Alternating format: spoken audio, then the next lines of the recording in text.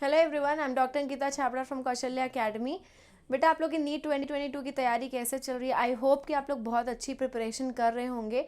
ठीक है, अब बायो को लेकर देखो बेटा, ऐसा है कि जैसे अभी हमने इस साल देखा नीट 2021 में कि बायोलॉजी को 2 सेक्शंस में डिवाइड कर दिया गया, बॉटनी एंड जूलॉजी। पहले भी होता था बट अभी क्या कर दिया गया, बॉटनी के टोटल आपको 50 क्वेश्चंस दिए गए है ना, और आपके जूलॉजी के आपको 50 क्वेश्चंस दिए गए, जिसमें से फिर आपको सेक्शन ए सेक्शन बी में उसको डिवाइड किया गया एंड आपको उसमें से 45 क्वेश्चंस को अटेम्प्ट करने थे।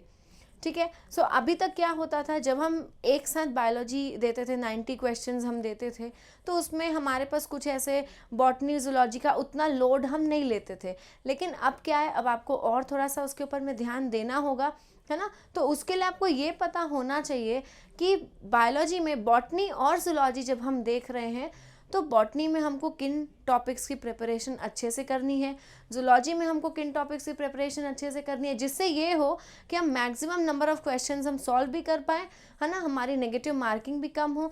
तो ऐसे कुछ हमारे मन में कन्फ्यूजन रहता है कि अब हम कौन सा टॉपिक पढ़ें, कौन सा टॉपिक हम छोड़ सकते हैं, या हम ऐसा कि हम कुछ कम ध्यान दे दें, थोड़ा सा हम कम पढ़ लें एक पर्टिकुलर किसी टॉपिक को लेकर, या हम किसी के लिए हम ज़्यादा पढ़ लें। तो ओवरऑल ये सारी चीज़ों का कन्फ्यूजन दूर करने के लिए मैं आज आपको ये बताऊंगी कि आपको टॉपिक वाइज जो वेटेज है ना, बॉटनी और जूलॉजी का, वो मैं आपको बताऊंगी, और मैं आपको ये बताऊंगी कि आपको कैसे उसको पढ़ना है, ताकि आपका रिवीजन अच्छे से हो सके और आपकी जो तैयारी है वो और अच्छे से एनहांस हो जाए। ठीक है, सो आज हम स्टार्ट करेंगे टॉपिक वाइज वेटेज आपका मैं आपको बताऊंगी। देखो, सबसे पहले हम स्टार्ट करेंगे बॉटनी का। अब बॉटनी और जूलॉजी अलग है, तो बॉटनी में अब देखना ये होगा कि 11th के बॉटनी के कौन से चैप्टर्स ज़्यादा इंपॉर्टेंट हैं, जिस पे हमको बहुत ज़्यादा ध्यान देना है। फिर आपके हम देखेंगे 12th के बॉटनी के कौन से टॉपिक्स हैं। एक बात बोलूँगी बेटा, इसको स्टार्ट करने से पहले कि आपको कोई भी टॉपिक को छोड़ना नहीं है ना। ये आप नहीं कर सकते कि आप स्किप कर दो, आपको सबको पढ़ना है, इक्वली इम्पॉर्टेंस आपको सबको देनी है। बस ये देना है कि थोड़ा ज़्यादा क्वेश्चंस किसी एक पर्टिकुलर टॉपिक से पूछ लेता है तो आपको वहाँ पर थोड़ा ज़्यादा ध्यान देना है, और दूसरी ही ओर आपको कुछ ऐसे टॉपिक्स हैं जिसमें से किसी एक चैप्टर के कुछ पर्टिकुलर टॉपिक्स को पूछता है तो आपको उस पर ध्यान देना है, बाकी आप थोड़ा सा स्किप कर सकते हैं। ये आपको फॉलो करना होगा। तो बॉटनी हम देखते हैं। देखो, बॉटनी में क्या दिया है, जैसे मैं आपको सबसे पहले यहाँ पे बता दूँ, यहाँ पर आपके कुछ ऐसे टॉपिक्स के नाम दिए हुए हैं: plant diversity, plant anatomy, plant morphology, cell biology and cell division, biomolecule, plant physiology. ठीक, ये जो आपके टॉपिक्स हैं इतने, ये हैं 11th की। ठीक, उसके बाद plant reproduction, genetics and biotechnology, biology in human welfare and ecology, ये जो आपके टॉपिक्स हैं ये 12th के हैं बॉटनी के। ओके, अब देखो आप, इसके बाद हम देखेंगे जूलॉजी का। जूलॉजी का भी मैं आपको एक बार बता दूं, यहाँ पर है animal diversity, animal tissue, structural organization in animals, human physiology. ये जो आपका पार्ट है ये है वापस अगेन 11th का। और जो आपका human reproduction, reproductive health, origin and evolution, ये आपके टॉपिक्स हैं किसके, 12th के। तो हम इन सारे टॉपिक्स को देखेंगे कि इसका कितना वेटेज है। सो मैं स्टार्ट करती हूँ यहाँ से, प्लांट डाइवर्सिटी। प्लांट डाइवर्सिटी का अगर आप देखोगे तो यहाँ पर पाई चार्ट बना हुआ है, सारे बॉटनी और जूलॉजी दोनों का पाई चार्ट बना हुआ है, तो हम उसको एक एक करके देखते हैं। प्लांट डाइवर्सिटी का जो वेटेज है वो 12% का वेटेज है। अच्छा, ये जो पूरा वेटेज है ये आपका ओवरऑल हम 100% में देख रहे हैं। 100% बॉटनी, 100% जूलॉजी, उसमें हम देखेंगे कि कितना वेटेज कितना कितना कौन से पर्टिकुलर टॉपिक का है। सो प्लांट डाइवर्सिटी का वेटेज है 12% का। ठीक, 12% में हम एवरेज नंबर ऑफ क्वेश्चंस कितने एक्सपेक्ट करते हैं, कितने आए हुए हैं, हम उस पर भी बात करेंगे, जो आ चुके हैं। ठीक, और हम एक्सपेक्ट करते हैं कि उसी के अंदर कितने भी वो पूछ सकता है, चाहे वो 2, 3, 4, 5 कुछ भी हो सकता है। सो 12% का ओवरऑल इसका वेटेज है, 7 नंबर ऑफ इसके क्वेश्चंस है। ठीक, नेक्स्ट प्लांट एनाटमी। अच्छा, प्लांट डाइवर्सिटी के अंदर हमारे कौन से टॉपिक्स आते हैं, तो ये कुछ आपका रिवाइज्ड एक सिलेबस भी हमने यहाँ पर ऐड किया हुआ है। ठीक है, जिस पे हम थोड़ा सा देख लेते हैं। जैसे आपका प्लांट डाइवर्सिटी के अंदर आएगा 5 किंगडम क्लासिफिकेशन, जिसमें आप किंगडम मोनेरा, प्रोटिस्टा, फंजाई और किंगडम प्लांटे के बारे में आप देखते हैं। ठीक है, एनिमेलिया तो एनिमल डाइवर्सिटी में आ जाएगा, है ना। और इसमें कुछ ऐसे ग्रुप्स हैं जैसे लाइकन्स है, वायरसेस, वायरॉइड्स हैं। दूसरा ये आता है आपका plant kingdom, salient features and classification of plants into major groups, और वो कौन कौन से ग्रुप्स हैं, जैसे कि एक ग्रुप है एल्गी, ब्रायोफाइट्स, ठीक है, टेरिडोफाइट्स, जिम्नोस्पर्म्स एंड एंजियोस्पर्म्स। तो इनके कुछ फीचर्स, इनके एग्जाम्पल्स बहुत ज़्यादा इंपॉर्टेंट है। इन सब में, ये दोनों प्लांट डाइवर्सिटी में आपको सबसे ज़्यादा अगर ध्यान देना है तो वो है कुछ इसके एग्जाम्पल्स। ठीक, तो यहाँ से क्वेश्चंस आते हैं। सेकेंड हमारा क्या टॉपिक है, देखिए, प्लांट एनाटमी। प्लांट एनाटमी का वेटेज है 3% का, 3 to 4% हम इसका वेटेज लेते हैं। ठीक, एंड प्लांट मॉर्फोलॉजी का देखिए, इसका वेटेज है 7%। अब देखिए, प्लांट एनाटमी में हम एक्सपेक्ट करते हैं 2 क्वेश्चंस, प्लांट मॉर्फोलॉजी में हम एक्सपेक्ट करते हैं 4 क्वेश्चंस। एक्चुअली ये जो है ये आपके प्लांट्स का एक में मॉर्फोलॉजी बता रहा है, तो मॉर्फोलॉजी का मतलब क्या है, रूट है, स्टेम है, लीफ है, ये सब हम इसमें देख रहे हैं, जिसमें हम उसके इनके इन्फ्लोरेसेंस देख रहे हैं, फ्लावर और फ्रूट और सीड के बारे में पढ़ रहे हैं। तो यहाँ पर हम एक्सटर्नल स्ट्रक्चर देखते हैं, और जब हम एनाटमी में जाते हैं तो हम उसके इंटरनल स्ट्रक्चर्स को देखते हैं। एनाटमी में हम उसके टिश्यूज़ पढ़ते हैं, फंक्शंस हैं, different parts of flowering plants हैं ना। तो ये दोनों को मिलाकर हम देखेंगे कितने क्वेश्चंस हम एक्सपेक्ट करते हैं, 5 क्वेश्चंस एटलीस्ट। ठीक है, तो मॉर्फोलॉजी का हो गया 3 एंड आपका एनाटमी का हो गया 2। अब cell biology and cell division, ये बहुत बेसिक चैप्टर है, आपको पता है इसके बारे में। सेल के फंक्शन, सेल के ऑर्गेनेल्स जितने भी होते हैं, ये सब तो हम ऑलरेडी लोअर क्लासेस में भी पढ़ते हैं, है ना। तो सेल बायोलॉजी, सेल डिवीजन का जो वेटेज है आपका, ये है 10% का वेटेज। इसका मतलब इस चैप्टर में हमारे पास क्या क्या पूछ सकता है, वो ऑर्गेनेल्स के बारे में पूछ सकता है, ये है ऑर्गेनेल्स के बारे में पूछ सकता है, प्रोकैरियोटिक, यूकैरियोटिक सेल है, उनके पूरे पार्ट्स हैं, सेल में, cell envelope, cell membrane, cell wall, cell organelles के स्ट्रक्चर है, फंक्शन है, सारे सेल ऑर्गेनेल्स हैं। ठीक, उसके बाद फिर न्यूक्लियस है, जिसका अल्ट्रा स्ट्रक्चर भी आता है ना। तो कौन सा ऑर्गेनेल कौन से सेल में है, उसका क्या फंक्शन है, वो कहाँ पर कैसे परफॉर्म करता है फंक्शन, ये सब हम पढ़ते हैं सेल बायोलॉजी में। Cell cycle and cell division की अगर मैं बात करूं तो सेल साइकिल में एक होता है mitosis, meiosis and their significance. तो यहाँ पर अगर सबसे ज़्यादा इंपॉर्टेंट पार्ट मैं बोलूँ तो ये सिग्निफिकेंस वाला पार्ट है ना। और कुछ उसके बाद अगर मैं बोलूँ तो माइटोसिस और मियोसिस में आपको क्या देखना होता है, जो उसके स्टेप्स हैं, ठीक है, जिसमें कहाँ पर सेल का स्ट्रक्चर, कहाँ पर क्रोमोसोम अच्छा दिख रहा है, कहाँ पर हम क्रोमोसोम का स्ट्रक्चर स्टडी कर पा रहे हैं, ये सारी कुछ चीज़ें इस पे आती हैं। तो हम इसमें से कितने क्वेश्चंस एक्सपेक्ट करते हैं, देखो, सेल डिवीजन और सेल बायोलॉजी से 6 क्वेश्चंस, मतलब इसका 10% वेटेज है, तो ये बहुत इंपॉर्टेंट हो जाता है। 6 क्वेश्चंस आ सकते हैं। इसके बाद बायोमॉलिक्यूल, बायोमॉलिक्यूल का वेटेज है आपका 3% का। ठीक, तो 3% में कितने क्वेश्चंस, बायोमॉलिक्यूल से एटलीस्ट 2 क्वेश्चंस हम एक्सपेक्ट करते हैं। एवरेज 2 क्वेश्चंस पूछे जा चुके हैं।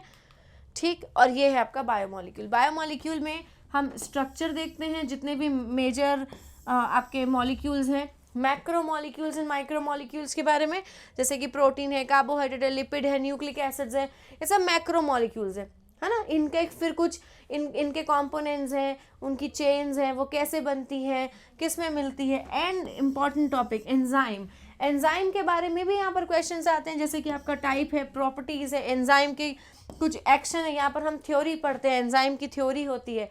ठीक है, सो ये इंपॉर्टेंट पार्ट है।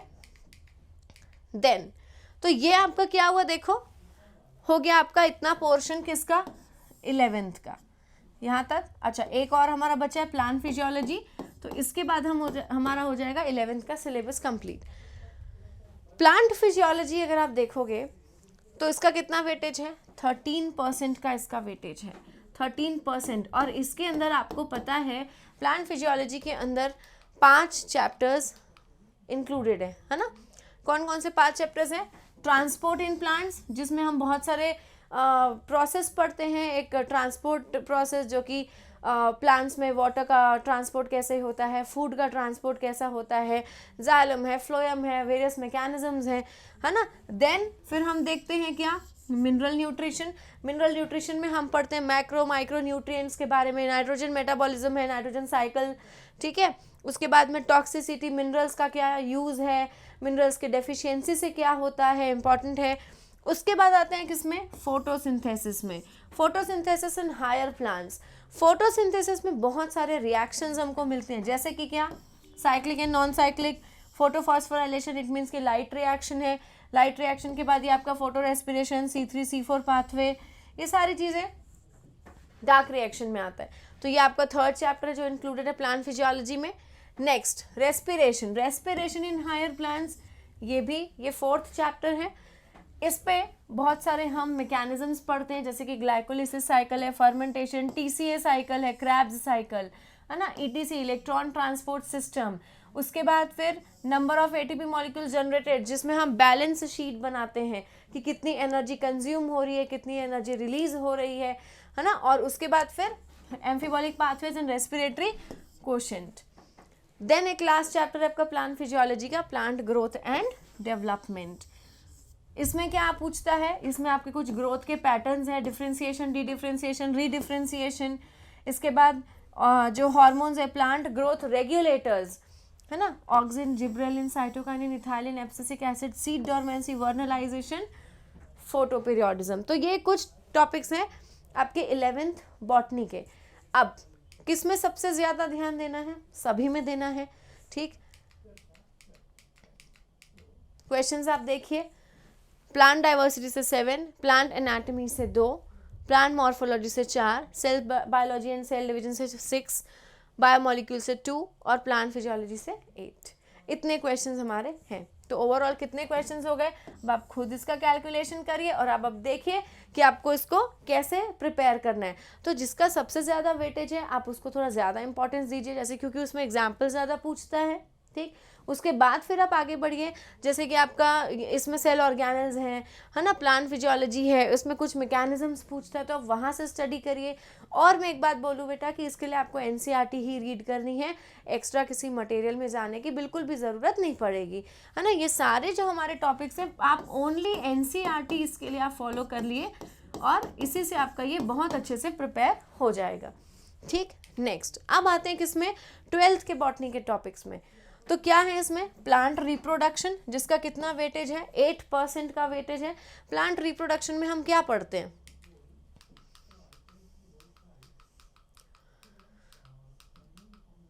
ये देखिए, रिप्रोडक्शन इन ऑर्गेनिजम्स, जिसमें हम mainly sexual, asexual reproduction types हम देखते हैं, और एसेक्सुअल रिप्रोडक्शन के कुछ हम इसमें मोड्स पढ़ते हैं, जैसे कि बाइनरी फिजन है, स्पोर्यूलेशन है, बडिंग, जेम्यूल, फ्रेगमेंटेशन, ये सारे टॉपिक्स।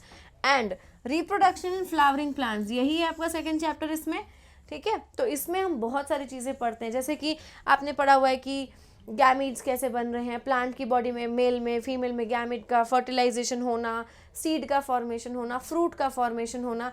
तो ये चैप्टर आपका काफ़ी इंपॉर्टेंट भी है ना, इसमें से अच्छे खासे क्वेश्चंस हम एक्सपेक्ट करते भी हैं। एंड इसमें कुछ टर्म्स हैं जो इंपॉर्टेंट है, जैसे कि एपोमिक्सिस, पार्थिनोकार्पी, पॉलीएम्ब्रियोनी, और उसके बाद significance seed and fruit formation का। तो देखिए कितने क्वेश्चंस, 5 क्वेश्चंस। तो 5 क्वेश्चंस अगर उसमें से आ रहा है, आपके एसेक्सुअल मोड्स में से क्वेश्चन आ सकता है, फर्टिलाइजेशन इवेंट्स जो प्लांट्स में चलते हैं, एंजियोस्पर्मिक प्लांट्स में, है ना, रिप्रोडक्शन गैमेट्स का जो फॉर्मेशन होता है वो, सीड, फ्रूट, फ्लावर, सबका फॉर्मेशन पूछ सकता है इसमें। Then comes genetics and biotechnology. Genetics and biotechnology में अभी तक की आप पूरे इसमें देख लीजिए लिस्ट पे, सबसे हाईएस्ट नंबर ऑफ क्वेश्चंस उसी में है, ठीक। 15 नंबर ऑफ क्वेश्चंस। इसके लिए इसका आपको समझ में आ रहा होगा कि ये सबसे ज़्यादा इंपॉर्टेंट टॉपिक है।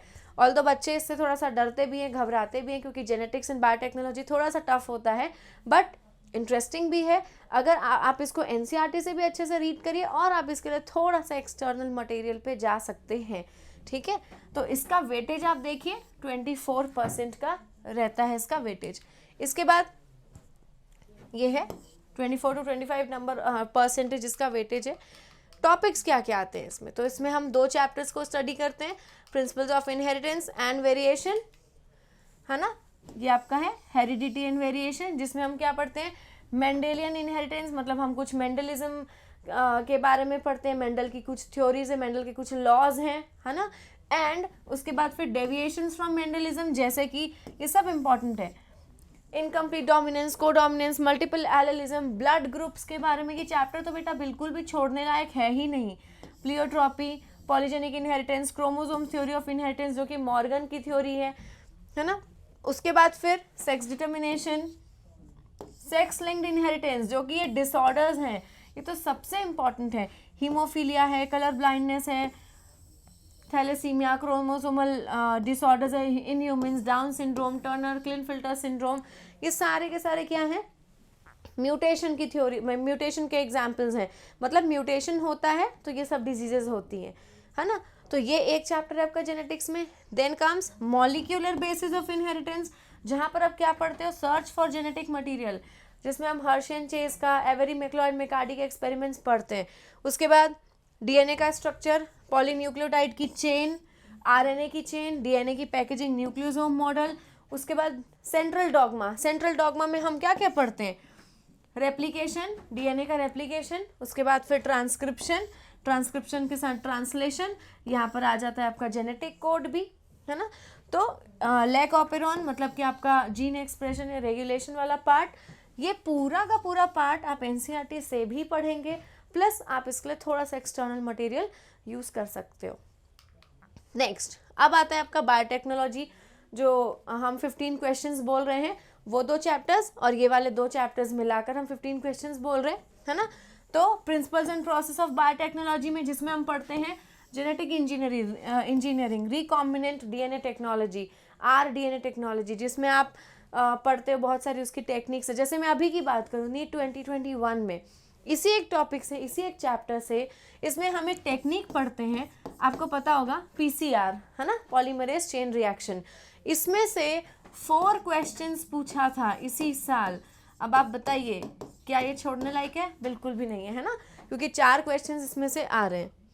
अब एप्लीकेशन ऑफ बायोटेक्नोलॉजी, इसमें अगर आप बात करेंगे तो देखिए कुछ ह्यूमन इंसुलिन है, वैक्सीन प्रोडक्शन, जीन थेरेपी, जीएमओस के बारे में है, क्रॉप्स हैं, ऑर्गेनिजम्स हैं, माइक्रोब्स हैं जिनको हम जेनेटिकली मॉडिफाइड करते हैं, और कुछ टर्म्स है बायोसेफ्टी, बायोपायरेसी, बायोपेटेंसी।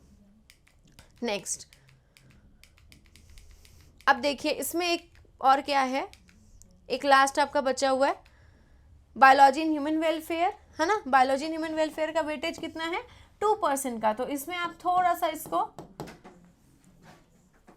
कम ध्यान देंगे तो भी चल जाएगा। इसमें क्या आता है? एक क्वेश्चन, ओनली 1 क्वेश्चन, ठीक। और उसके बाद फिर आपका आता है इकोलॉजी। इकोलॉजी में आपके पास आता है देखो 17% इसका वेटेज है, तो ये भी बहुत इंपॉर्टेंट है ना। और 17% वेटेज है, प्लस कितने नंबर ऑफ क्वेश्चंस? 10। इकोलॉजी में हम कितने चैप्टर्स पढ़ते हैं? 4। इकोलॉजी में 4 चैप्टर्स हमारे आते हैं। कौन कौन से आते हैं? देखिए ये बायोलॉजी एंड ह्यूमन वेलफेयर में है, जिसमें आप ह्यूमन हेल्थ एंड डिजीज हम पढ़ते हैं, इम्प्रूवमेंट इन फूड प्रोडक्शन है, और आपका माइक्रोब्स इन ह्यूमन वेलफेयर है। तो ये सभी का मिलाकर हम एक क्वेश्चन एक्सपेक्ट करते हैं इसमें से, या मैक्सिमम जाऊँ तो 2 या 3, उससे ज़्यादा नहीं, ठीक है। इसके बाद मैं क्या बता रही थी, इकोलॉजी एंड एनवायरनमेंट। इसमें ये है ऑर्गेनिज्म एंड एनवायरनमेंट के बारे में हम देखते हैं। तो यहाँ पर आपका जो सबसे इंपॉर्टेंट टॉपिक है वो है population and ecological adaptations. Adaptations मतलब जैसे कि कोई लैंड में एनिमल है या प्लांट है, जो वाटर में एक्वेटिक है, उनका क्या एडेप्टेशन है, कैसे वो एडेप्ट करके अपने आप को अभी तक वो सर्वाइव कर पा रहे हैं, वो बहुत इंपॉर्टेंट पार्ट है, ओके। एंड पॉपुलेशन इंटरेक्शन में म्यूचुअलिज्म, कॉम्पिटिशन, प्रिडेशन, पैरासिटिज्म सब इंपॉर्टेंट है। यहाँ पर ये पॉपुलेशन इंटरेक्शन बहुत ज़्यादा इंपॉर्टेंट टॉपिक है। तो यहाँ पे कुछ एग्जाम्पल्स दिए हुए हैं बेटा जो इंपॉर्टेंट हो जाते हैं, जहाँ से क्वेश्चंस आते हैं, एग्जाम्पल्स। नेक्स्ट इकोसिस्टम में आपके पास यहाँ पर एक्वेटिक इकोसिस्टम है ना, टेरेस्ट्रियल इकोसिस्टम है। तो उसके ऊपर उसका पैटर्न, उसके कंपोनेंट्स, उसकी प्रोडक्टिविटी, उसका डिकम्पोजिशन, उसके बाद में एनर्जी फ्लो, एनर्जी के कुछ पिरामिड्स आप पढ़ते हो ना, बायोमास एनर्जी, और उसके बाद कुछ cycles, nutrient cycling, carbon cycle, phosphorus cycle, ecological succession, very important, यहाँ से क्वेश्चंस आते हैं। Then biodiversity and its conservation, इसमें हम ये पढ़ते हैं बायोडाइवर्सिटी में एक्स सितु इन सितु कंजर्वेशन, है ना, एनिमल्स को हम कैसे बायोडाइवर्सिटी को हम कैसे बचाएं, हम उसको उसके उसके प्रिवेंशन के कुछ मेथड्स हम पढ़ते हैं, कोई स्पीशीज एक्सटिंक्ट हो रही है तो हम क्या ऐसा कर सकते हैं जो वो बच जाए, है ना। लॉस ऑफ बायोडाइवर्सिटी पैटर्न्स है, बायोडाइवर्सिटी के कंजर्वेशन है, हॉट स्पॉट्स इंपॉर्टेंट है, एंडेंजर्ड स्पीशीज जो होती हैं, एक्सटिंक्शन, रेड डेटा बुक, ये सब इंपॉर्टेंट टॉपिक्स हैं। And biosphere reserve, national park, sanctuaries, तीनों में क्या डिफरेंस होता है, ये एक अच्छा क्वेश्चन होता है। नेक्स्ट, एनवायरमेंटल इश्यूज में हम क्या देखते हैं, एनवायरमेंटल इश्यूज में पॉल्यूशन के बारे में, तो कौन सा पॉल्यूशन, एयर पॉल्यूशन है, वाटर पॉल्यूशन है ना, और आपका ये है सॉइल पॉल्यूशन होता है, ग्रीन हाउस इफेक्ट है, global warming, ozone depletion, deforestation, ये आते हैं। ये आपके 4 चैप्टर्स हैं इकोलॉजी में। तो इसके लिए आपको ये करना है, क्योंकि इसमें से हम कितने क्वेश्चंस एक्सपेक्ट कर रहे हैं, एटलीस्ट 10 क्वेश्चंस, है ना। वेटेज हमने इसकी कितनी बात करी, 17% का इसका वेटेज है। तो आपको इसको किससे पढ़ना है, ओनली एनसीईआरटी से आपको इसको पढ़ना है, इसके अलावा आपको और कहीं नहीं जाना है, कोई एक्सटर्नल सोर्स की ज़रूरत नहीं है। एनसीईआरटी से एक एक लाइन, एक एक वर्ड, एक एक डायग्राम्स, हर चीज़ को अच्छे से रीड कीजिए। तो ये था बॉटनी का। अब आते हैं जूलॉजी में। जूलॉजी के पार्ट में अगर आप देखोगे तो कितने हैं, 11th के आपके 3-4 यूनिट्स हैं, और उसके बाद आपका है 12th का एनिमल डाइवर्सिटी। एनिमल डाइवर्सिटी का वेटेज आप देखिए कितना इसका वेटेज है, जिसमें हम देखते हैं 10% का वेटेज है, और 3 इससे क्वेश्चंस हम एक्सपेक्ट करते हैं। ठीक है, तो ये है आपका एनिमल डाइवर्सिटी का।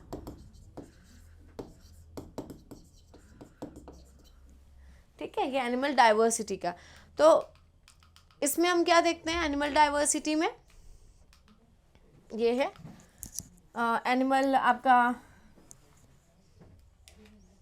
ये animal salient features and classification of animals, non chordate up to phyla level, है ना, जिसमें हम बहुत सारे इन्वर्टिब्रेट के फाइलम्स हम रीड करते हैं, एंड कॉर्डेट्स, और सबसे ज़्यादा फिर वही चीज़ है जैसे कि हमने प्लांट डाइवर्सिटी में बात की थी एग्जाम्पल्स की, तो इसको भी आपको किससे करना है, एनसीईआरटी से करना है। क्यों, क्योंकि इसके एग्जाम्पल्स अगेन बहुत इंपॉर्टेंट है, जो पूछता है एग्जाम में, है ना, एनिमल डाइवर्सिटी में। ठीक, next animal tissue. Animal tissue का कितना है, 1 नंबर ऑफ क्वेश्चन, 3% इसका वेटेज है। एनिमल टिश्यू 3%, यहाँ पर कितना था, 10% था, यहाँ पर कितना है, 3% का है। तो एनिमल टिश्यूज़ में हम क्या देखते हैं, ये है आपका एनिमल टिश्यूज़, जिसमें मॉर्फोलॉजी, एनाटमी, डिफरेंट सिस्टम्स के, ठीक है, जिसमें आप जैसे डाइजेस्टिव सिस्टम में जो टिश्यूज़ हैं, मसल्स हैं वो, उसके बाद में आपका circulatory, respiratory, nervous, reproductive system की जो टिश्यूज़ होती हैं उसके बारे में हम स्टडी करते हैं, एंड उनके फंक्शंस, प्लस हमारे पास 3 ऑर्गेनिजम्स के बारे में वहाँ पर चैप्टर में मेंशन्ड है ना, लेकिन हम पढ़ते किसका है, सिर्फ और सिर्फ कॉकरोच। तो फ्रॉग आपके कोर्स पे, सिलेबस पे नहीं है नीट के, है ना, ओनली कॉकरोच आपके सिलेबस में है जो आपको पढ़ना होता है। हाँ, और उसमें एक और दिया हुआ है अर्थवर्म, वो भी आपको नहीं पढ़ना है। तो कॉकरोच के जितने भी digestive, circulatory, respiratory, nervous, reproductive systems जितने भी होते हैं ना, उसके जो भी फंक्शंस हैं वो सारे के सारे इंपॉर्टेंट हैं। बट लेकिन आपको किससे करना है, ये आप ध्यान रखेंगे, इसको भी आपको ओनली एनसीईआरटी से ही करना है। जैसे हमने इसके लिए भी वही चीज़ बोली थी एनिमल डाइवर्सिटी के लिए, हम इसके लिए भी वही बात बोल रहे हैं। आप स्ट्रक्चरल ऑर्गेनाइजेशन इन एनिमल्स में जब हम आ रहे हैं तो यहाँ पर भी हम यही बोलेंगे कि यहाँ पर 1 नंबर ऑफ क्वेश्चन 2% है, इसको आपको सिर्फ ओनली एनसीईआरटी से करना है। दूसरी बात, इसमें भी आपका वही पूछता है कॉकरोच के बारे में, उसके सिस्टम्स के बारे में, टिश्यूज़ के बारे में। नेक्स्ट हम आते हैं किसमें, ह्यूमन फिजियोलॉजी में।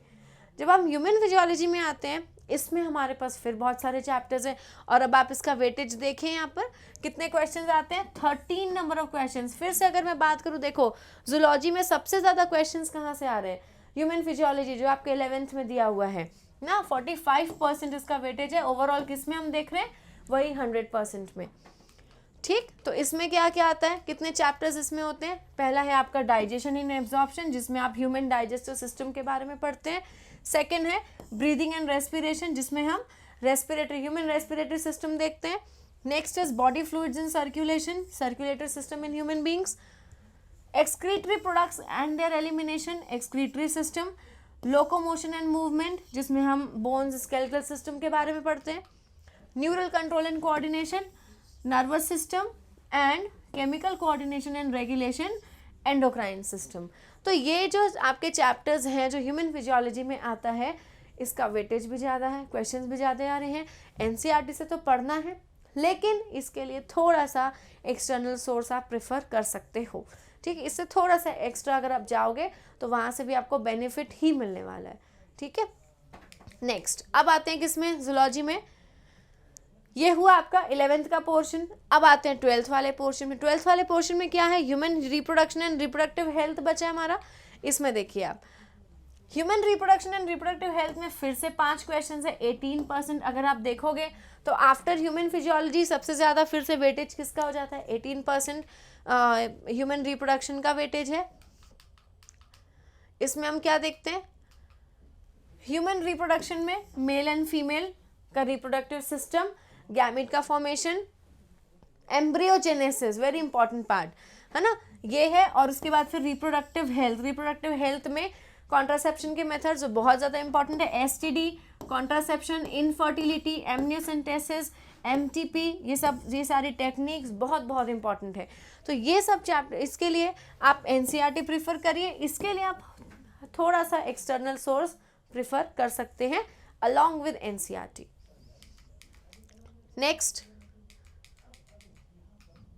नेक्स्ट आता है origin and evolution. Origin and evolution में देखिए आप, आते हैं 3 क्वेश्चंस, ठीक है। इसका कितना वेटेज है, तो इसका वेटेज है अगेन 3% का इसका वेटेज है। और इसमें क्या है, इवोल्यूशन में, इवोल्यूशन की कुछ आपकी थ्योरीज मेंशन्ड है। ये इवोल्यूशन में origin of life, biological evolution है, एविडेंसेस हैं बहुत सारे इवोल्यूशन के, from palaeontology, comparative anatomy, embryological and molecular, कुछ एविडेंसेस वहाँ पर हैं, ठीक है। तो ये इंपॉर्टेंट है। ये भी आपको कहाँ से करना है, फिर अगेन इसको आपको एनसीईआरटी से ही रीड करना है। देखिए अब आप देख रहे होंगे कि बहुत सारे ऐसे टॉपिक्स हैं जिसके लिए मैं आपको ये बोलूँ कि सिर्फ आप एनसीईआरटी प्रेफर करो, उससे ज़्यादा आपको नहीं जाना है। एनसीईआरटी बहुत थॉरली अच्छे से रीड करिए आप, सारे क्वेश्चंस आपके बन जाएंगे। हाँ, कुछ जैसे कि ह्यूमन फिजियोलॉजी जैसा कुछ टॉपिक है या ह्यूमन रिप्रोडक्शन है, थोड़ा सा आप एक्सटर्नल सोर्स प्रेफर कर सकते हैं उसके लिए ना। और उसके बाद लास्ट आपका क्या है जूलॉजी में, एनिमल हस्बेंड्री। एनिमल हस्बेंड्री में फिर वही 3% का इसका वेटेज है। और इसके साथ में यहाँ पर है ह्यूमन हेल्थ एंड डिजीजेज, जो 3 नंबर ऑफ क्वेश्चंस हैं, ये है ह्यूमन हेल्थ एंड डिजीज।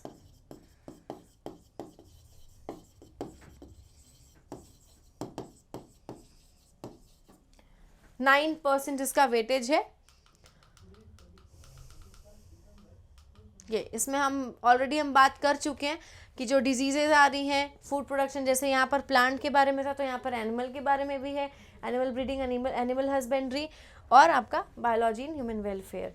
तो ये रहा हमारा टॉपिक वाइज वेटेज। तो अब आपको समझ में आ गया होगा कि हमको बॉटनी और जूलॉजी में कौन से टॉपिक्स में कितना कैसे ध्यान देना है। आई थिंक ये आपको हेल्प करेगा पढ़ने के लिए अच्छे से, ठीक है। तो आप बहुत सारे ऐसे टॉपिक्स है बेटा जिसके लिए आप सिर्फ एनसीईआरटी ही प्रेफर करिए, वो आपके लिए बहुत अच्छा रहेगा। बहुत सारे अच्छे क्वेश्चन सॉल्व करिए। So with this, thank you so much and all the very best for your studies.